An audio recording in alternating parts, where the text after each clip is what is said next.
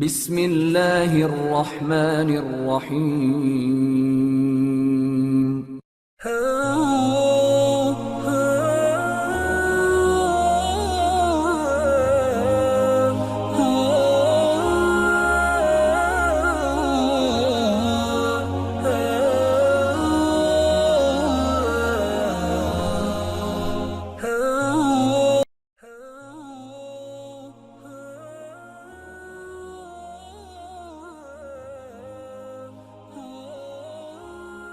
نبی کریم علیہ الصلوۃ والسلام کی ذات اقدس کے حوالے سے سلسلہ پنجتنی نے نوجوان نسل کی بہتر رہنمائی اور آگاہی کے لیے ایک سلسلے وار پروگرام حضور نبی کریم علیہ الصلوۃ والسلام کی امت کے لیے لمحہ فکریہ کے عنوان سے ترتیب دیا ہے۔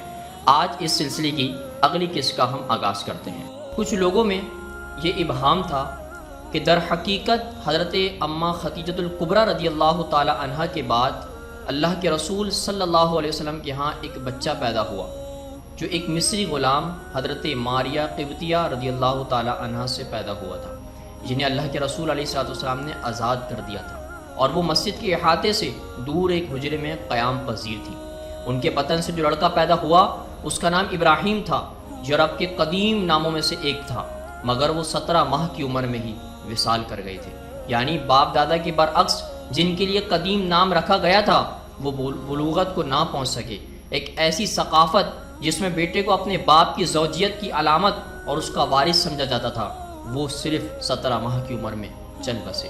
یقیناً نبی کریم علیہ السلام کے بستر علالت کے ارد گرد موجود بیویوں میں سبھی سے اپنے جی جان سے کوشش کی ہوگی کہ وہ نبی کریم علیہ السلام کی اولاد کی ماں بن سکیں، کہ اس طرح ان کے بچوں کی ماں بننا خود بخود ان کو دوسری بیویوں سے بلند درجہ عطا کر دیتا، اور فرزند رسول صلی اللہ علیہ وسلم یقیناً ان کے فطری وارث ہوتے۔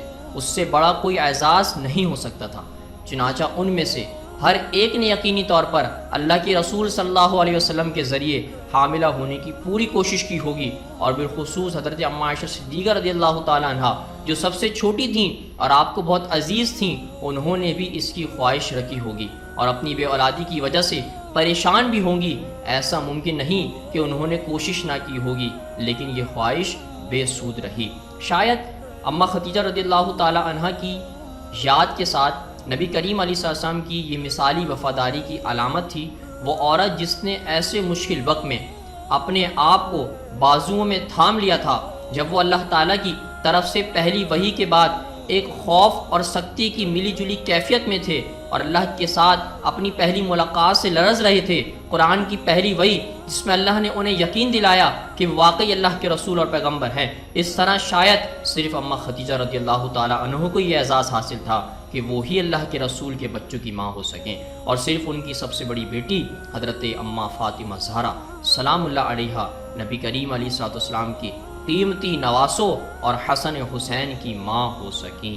معزز دوستو، آج کی گفتگو کا اختتام ہوا۔